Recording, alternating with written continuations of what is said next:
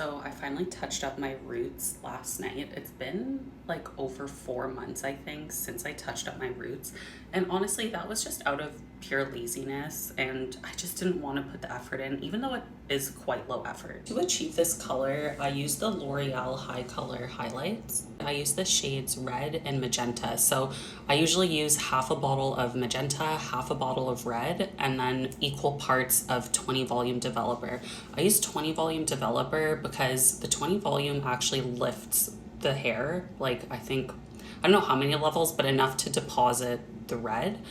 Versus if you're just using a 10 volume, that kind of just activates the dye itself. It won't provide like any lifting factor, which I need because my natural hair color is like a dark brown. So essentially I use the Red and Magenta mixed with 20 volume, and that's the color and consistency of the dye in the picture, obviously right there. So I use that on my roots until about here.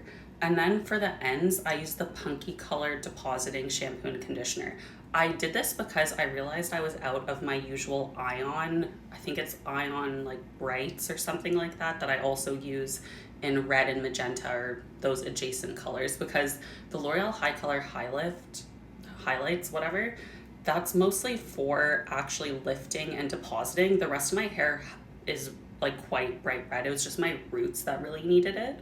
So therefore I only put the high color on those areas, and then the rest I use the punky color. But again, usually I save the punky color for like every month or so to refresh the red versus actually like depositing color, because it's just not as strong.